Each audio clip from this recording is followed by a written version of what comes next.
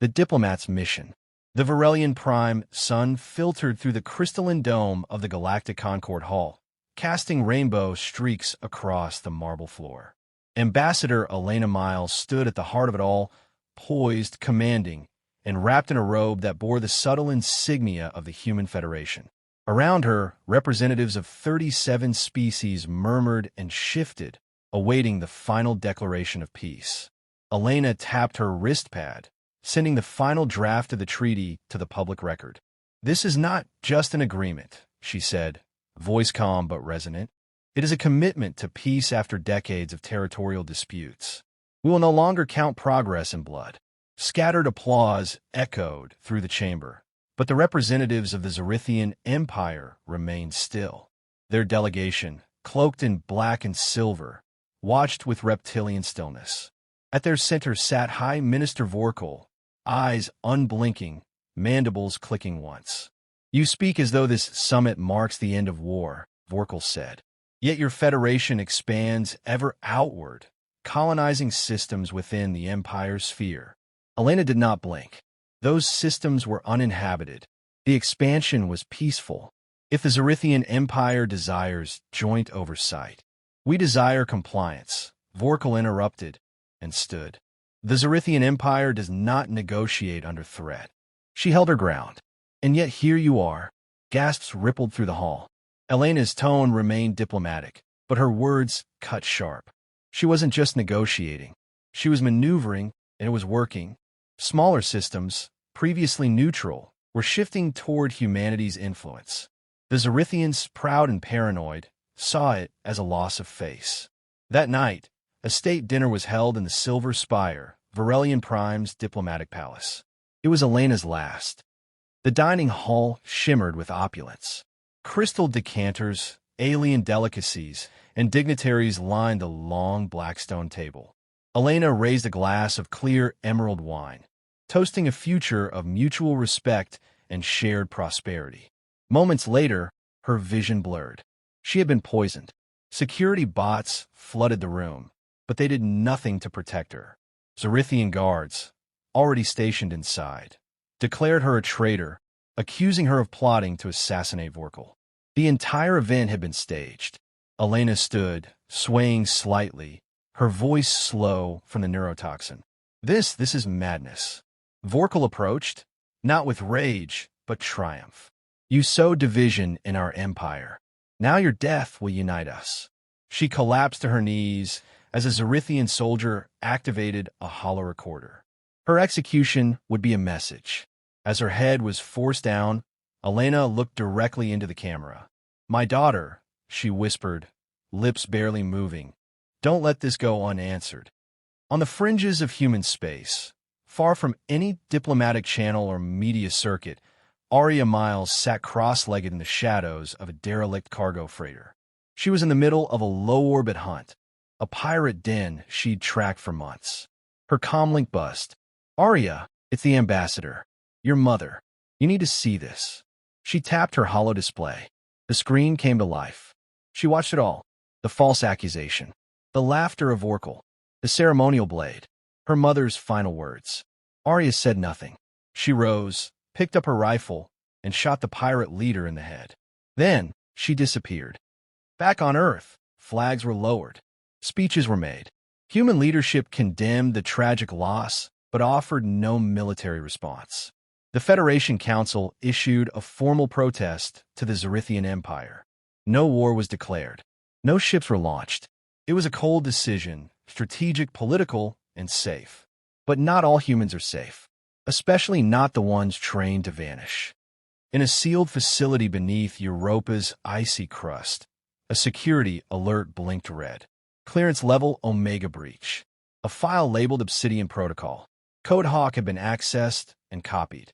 Only one person knew that passcode, and she was no longer bound by Federation law. The Huntress awakens. 3 days after Elena Myles was executed, her daughter disappeared. Aria Myles walked into the Human Federation's Central Command on Luna Station, clad in her tactical uniform, face cold, voice steady. She demanded an audience with the Joint Military Council. "You want us to launch a war?"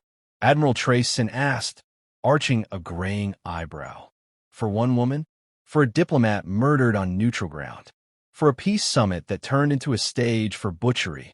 Aria replied. Her tone did not waver. You all watched it happen. General Lee exhaled. The Zarythians control half the outer ring. We're not ready for total war. You know that. Aria didn't blink.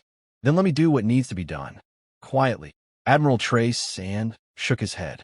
You're too valuable to go rogue. Then you'll have to lose me. They refused. They thought she'd come back. She didn't. That night, Aria destroyed her Federation credentials, wiped her biometric identity from every system she could, and burned the safe house she had once called home. She vanished into the black, leaving no trace behind. The Federation thought she had gone dark. The Zarythian Empire would soon learn otherwise. Aria reappeared not in any official registry, but in the underworld of Glavero's station, a rotting hive of smugglers, bounty hunters, and forgotten warlords. She wore a visor now, and her once regal hair was cropped short. She took a new name, Ashra. Her first target was a mid-tier Zarythian intelligence officer named Kez Tharvak, the one who had supplied the forged documents that proved her mother's guilt. She watched him for 5 days from the ventilation shafts of the Rustspire casino, learning his routes, habits, weaknesses. On the 6th night, she struck. Kez was found gutted in his quarters, his eyes wide with terror. No signs of forced entry. No weapon detected. On the wall above his body, drawn in his blood, was a crude but deliberate symbol, a hawk mid-dive. The symbol of Elena Myles' family crest, now warped into a symbol of vengeance. Aria didn't stop. Over the next 3 weeks, 7 more Zarythian operatives died. Some were assassins who had coordinated the ambassador's demise. Others were diplomats, generals, financiers, all tied to the cover-up. None of them saw her coming. To the Empire, it appeared to be an insurgent cell. They deployed squads of death commandos. They sealed diplomatic archives. But Aria was not hunting in groups. She was the cell, and she didn't care for survival, only for impact. Her operations were surgical. She infiltrated a luxury cruiser on the edge of the Threna system to eliminate a Zarythian arms dealer. She sabotaged a transport station's gravity field to expose and execute a military coordinator en route to a secret conference. Every hit was precise. Every exit was clean. With each body left behind, the fear grew. Whispers spread. Some said it was a ghost. Others said it was a preemptive Federation Black Ops campaign, a soft war hidden beneath the silence. But Aria never left Federation calling cards. Only that Crimson Hawk. Back on a deserted moon orbiting Chrysa 9, Aria sat in an abandoned observation tower, reviewing a holomap of upcoming Zarythian diplomatic movements. Her next target, Lord Chancellor Zareth, one of the men who had publicly condemned her mother during the Varelian summit. She zoomed in on the diplomatic barge he'd be traveling on. Access codes, shield patterns, guard rotations. She memorized them. She opened a small locket, old Earth tech, analog, untraceable. Inside was a faded image, her mother in ceremonial robes, smiling, holding a young Aria by the shoulders. Her voice cracked the silence. You taught me words, Mom, but they only listened to blood. She closed the locket and rose. On Zarythian Prime, High Minister Vorkal stood before a council of generals. This assassin is not Federation, one barked. The humans would not be this bold. They are rats, Vorkal replied. But we must kill the one they've sent before fear takes root. Fear is the seed of collapse. A messenger drone buzzed in. It delivered a data chip. A video played, a security camera feed, grainy, from one of their war colonies. It showed the shadowy image of a figure moving like wind through a patrol unit. Silent, precise, unstoppable. Then, as if knowing the camera was there, the figure turned directly toward it. The visor glinted. The hawk symbol flickered into view. Vorkal stared at the screen, silent for a long moment. Then he whispered, "We may have killed the wrong Myles." Fear of a human shadow. Zarythian High Command had gone quiet. Meetings were moved to undisclosed locations. Commanders changed travel schedules mid-flight. Assassins were deployed in double shifts. Yet still, the deaths continued. And with every death, so did the legend. They called her the Red Hawk, the ghost of Aurelian, the huntress from Sol. No one had seen her face, but every Zarythian who whispered about her in the dark knew the name Myles. Not Elena, Aria. Inside a decaying war vault on the ice moon Jarkas, Aria carved her way through the last of a Zarythian black site crew. Her blade slid between armored vertebrae like it belonged there. She moved without hesitation, without excess. Efficiency born from purpose. At the center of the vault was what she'd come for, a data core. It took her 2 hours to decrypt it. When she finished, she sat back in stunned silence. The files were damning. Operation Ash Spear, a genocidal campaign drawn up by the Zarythian Empire targeting 10 human colonies under the pretense of pacification. The plan included orbital strikes, sterilization protocols, and post-attack information suppression. Her mother had found this before the summit. That's why they'd killed her. Not for espionage, not for diplomacy, for truth. Aria's jaw clenched as she stared at the list of colony code names.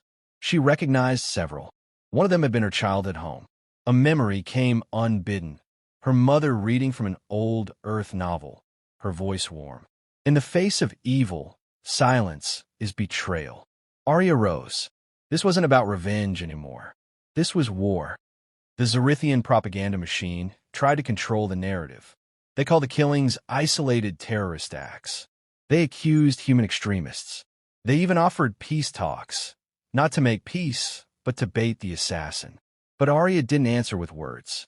She struck a military staging ground on Chorus 6, disabling its orbital defenses with an electromagnetic virus. She used a localized EMP to crash a secure hover train carrying bioweapons. Each operation was surgical, her footprint minimal, except for the Crimson Hawk left behind, burned into metal or painted in enemy blood. Federation intelligence observed with growing unease. The attacks weren't sanctioned. They weren't coordinated. And yet they were working. Across dozens of systems, Zarythian governors pulled back their forces. Civil unrest rose. Minor species emboldened by her defiance began to resist. The Empire was bleeding, not from a fleet, but from a single huntress who moved like a ghost and struck like vengeance made flesh. Back on the rogue freighter Nightfall, Aria studied the spread of fear across the Empire like a general reviewing terrain. She wasn't working alone anymore. Ex-Federation Black Ops officers, those disillusioned with diplomacy, had begun funneling her intel. Alien sympathizers passed word in hushed voices at border checkpoints. Even Zarythian defectors offered assistance in exchange for asylum. Among them was Kale Tross, a former Zarythian codebreaker who had lost his family in the same purge Elena had tried to stop. She knew, Kale said, adjusting the thin translator node in his throat. Your mother knew what was coming. That's why they murdered her in front of the galaxy. Aria nodded once. Now, they'll answer to the galaxy. Kale handed her a data chip. This has the override command for the planetary shields on Zarythian Prime. If you're going to end this, that's where it has to happen. She took it. That's where I plan to go. In the obsidian throne room of the Imperial Citadel, High Minister Vorkal listened as his generals bickered. She is just one woman. She is tearing down the infrastructure of our outer ring. She has allies now. Whole rebel networks forming because of her. We should have killed the daughter when we had the mother. Vorkal raised a clawed hand, and silence followed. He turned to the chamber's shadows. Summon the Wraithborn. Tell them they have full authority. No expense spared. I want the Huntress brought to me, alive or dead, with her heart carved from her chest and her eyes torn open. Minister, the Wraithborn haven't been deployed in decades. Then it is time they earned their name again. On her ship, Aria sat alone in the pilot's seat, reviewing Kale's data. She was close. One more operation. One more target. But as she watched the planetary shield matrix on Zarythian Prime slowly light up before her, she knew the Real prize was not the shield. It was the Emperor behind it. He had given the order. He had smiled when her mother died, and she was coming for him. The Empire will remember. The skies over Zarythian Prime burned with the crimson hues of artificial dusk. caused not by atmosphere or weather, but by the ever-rotating planetary shield grid that now shimmered erratically overhead. It had begun. From the outer colonies to the heart of the Empire, the name Myles had become an omen, a curse, a ghost of vengeance. But tonight, the ghost would bleed the Empire's heart. Aria Myles descended in silence, her ship cloaked under stolen Zarythian military signatures. The override codes Kale Tross provided worked. No alarms, no scans, no resistance. She landed the ship on a dark ridge outside the Imperial Citadel, an obsidian fortress bristling with towers, turrets, and ceremonial spires. The final layer of High Minister Vorkal. As she stepped into the cold air, her visor fed her targeting data, infrared movement, audio dampeners, tech only Federation ghost units had ever touched. But Aria was more than a shadow. She was fury with focus, vengeance without mercy. She was the daughter of the woman they thought they could silence. Inside the Citadel, Vorkal paced before his war table. The Wraithborn, 5 ancient assassins bred from genetic perfection and bound by code to the Empire, stood silently behind him. "She's here," he muttered, peering into the holomap. "She has to be. She can't resist." His claws scraped the edge of the table. "This ends tonight." Aria breached the outer perimeter, disabling a patrol silently with quick, clean strokes of her vibroblade. She moved like smoke, no sound, no motion wasted. Inside the walls, she ducked under sensors, climbed sheer black stone, and entered the Citadel through a maintenance conduit left unsecured during a recent repair cycle. The flaw had been marked in Kale's intel. She followed it precisely. Each hallway she passed felt like memory. Her mother walking among politicians, arguing for peace, daring to believe in it. And Aria, watching from the shadows, proud, innocent, before they broke everything. Now, the same halls would carry fire. The inner sanctum was sealed. She stood before it, one floor above the throne chamber. Guards patrolled in formation. Turrets tracked motion. Wraithborn signatures showed on her visor, waiting in ambush. They had predicted her. Good. She wanted them ready. She took a deep breath, activated the final override on her suit's exoframe, and kicked open the reinforced gate with a thunderous crash. Chaos erupted.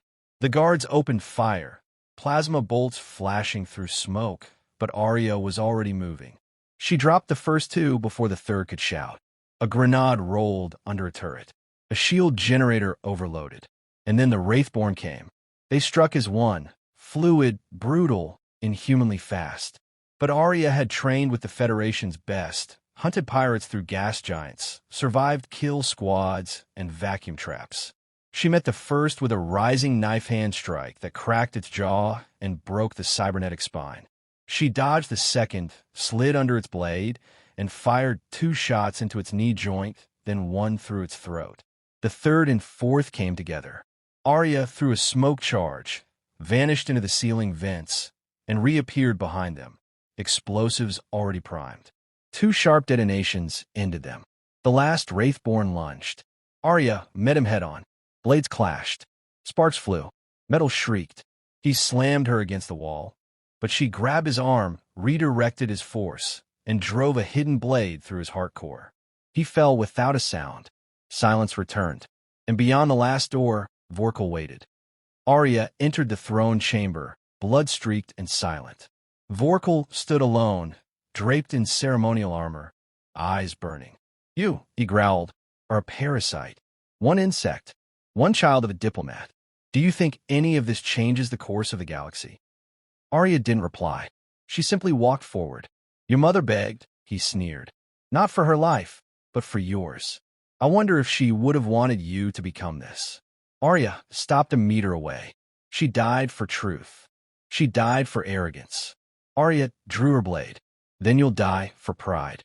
He roared, drawing his own weapon, a curved scythe blade with an energy core, and lunged. Their clash was brutal.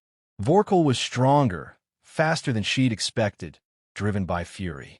But Aria was precise, controlled, shaped by pain and purpose. Steel sang against steel. He caught her across the shoulder. She countered with a knee to his ribs. He slammed her down. She used his weight to flip and impale his arm. He roared, swung wildly. She ducked and stabbed deep. The blade pierced his side. Vorkal gasped. Aria leaned in, face inches from his. "This is for Elena Myles." She twisted. He fell. By the time Zarythian command forces arrived, Aria was gone. The citadel was sealed from the inside. Every camera disabled. Every system wiped. But one thing remained. On the wall behind Vorkal's broken body was a message, scorched in plasma. "You cannot murder truth. You only delay its vengeance." And beneath it, a blood-red hawk. A week later, across the galaxy, a file was leaked anonymously to every major system.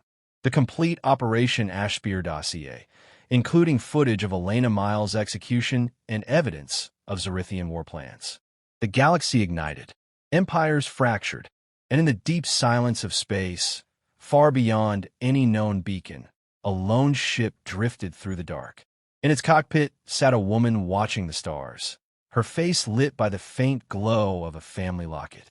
Aria Myles, Relentless Huntress, didn't smile, but she closed her eyes and let herself finally breathe.